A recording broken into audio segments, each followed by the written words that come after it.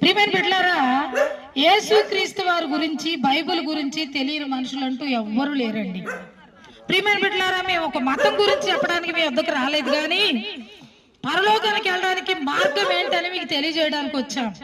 మేము కూడా మరొకప్పుడు మీలాగా ఉన్న వాళ్ళమే, ఇక్కడ ఉన్న వాళ్ళందరూ కూడా మీరు అడగండి, ఒక్కొక్కరిది ఒక్కొక్క సాక్ష్యం. నేను ఒక మాట చెప్తున్నా, రహస్యం క్రైస్తవులుగా ఉంటే నీకు పరలోక రాజ్యం రాదు, కానీ వెలుగులోనికి వచ్చి ప్రభువుని నమ్ముకొని ప్రభు రక్తములో నీ పాపాలు కడుక్కొని పరిశుద్ధురాలుగా నీతిమంతుడుగా నువ్వు బ్రతకగలిగితే, ప్రభువును వెంబడించితే, ఆఖరి దినాల వరకు ప్రభు రాకడ వరకు ఆయన వెంబడించగలిగితే మరి ఆయన రాకడలో నువ్వు ఎత్తబడతావు, పరలోక రాజ్యాన్ని ప్రభు నీకు ఇస్తాడని పరిశుద్ధ బైబిల్ గ్రంథం చెప్తుంది.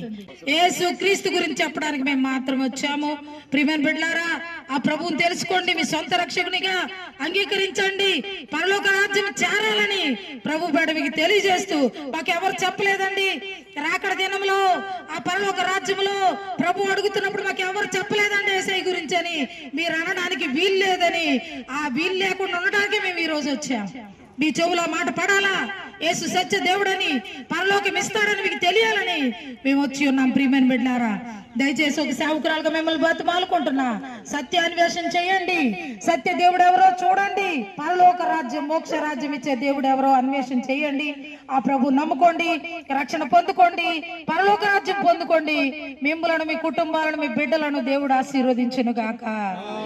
అట్టి రీతిగా పరలోక రాజ్యం ఇచ్చి మిమ్మల్ని పరలోకంలో సంతోషింపజేయును గాక. ఆమేన్.